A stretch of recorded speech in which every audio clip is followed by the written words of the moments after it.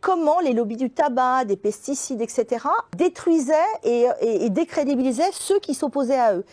Et dans tous les exemples qu'ils donnaient, je me disais mais c'est pas possible, c'est ce que j'ai vu à l'œuvre.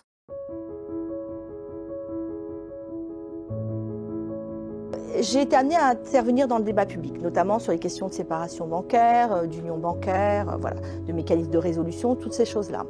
Or, évidemment, je prenais des positions qui étaient des positions qui ne faisaient pas nécessairement plaisir aux banques, et notamment aux plus grosses banques, aux banques systémiques, donc ça se heurtait de plein fouet à leurs intérêts.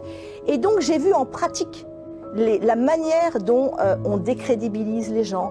Et ça, je pensais que c'était très important parce que, en fait, je pensais ne pas le faire en réalité. Je pensais ne pas expliquer mes motivations personnelles. Et c'est en fait la lecture d'un livre qui m'a été conseillé par l'un de mes fils, en fait, qui s'appelle Les Marchands de doute, et qui dévoilait comment les lobbies du tabac, des pesticides, etc., à partir d'un travail d'archives excessivement poussé, eh bien, utilisaient certains scientifiques pour atténuer les réglementations, pour faire converger en fait les décisions publiques sur leur intérêt, et puis en même temps, eh bien, détruisaient et décrédibilisaient ceux qui s'opposaient à eux. Et dans tous les exemples qu'ils donnaient, je me disais mais c'est pas possible, c'est ce que j'ai vu à l'œuvre, c'est-à-dire que ce sont exactement les mêmes méthodes qui sont utilisées. Par exemple, vous avez une loi dont le titre n'a rien à voir avec le contenu. On parle de loi de séparation bancaire, qui ne sait pas rien.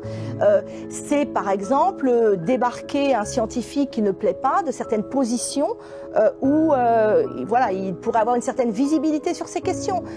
Voilà, certaines commissions d'experts, vous parlez notamment des commissions d'experts bancaires à la BCE où il n'y a quasiment pas de représentants indépendants, il n'y a quasiment que des membres de la profession. Et là, effectivement, il faut tirer son chapeau à Corporate Europe Observatory, qui est une ONG qui dévoile ces questions, qui l'a fait à quantifier le poids du lobby bancaire à Bruxelles, à quantifier le poids du lobby bancaire auprès des comités d'experts, à monter dans son dernier rapport comment les États sont capturés et comment, selon quel État dirige, enfin avec la direction tournante du Conseil, eh bien, ce ne sont pas les mêmes dossiers qui sont défendus. Donc, je veux dire, il faut dévoiler ça. Il faut dévoiler ça, et faire ça, c'est pas faire le jeu des populismes, c'est au contraire se donner les moyens pour réintroduire un peu de démocratie, se dire si on dévoile les conflits d'intérêts, la manière dont ils opèrent, eh bien peut-être qu'on peut imaginer des solutions contre ça.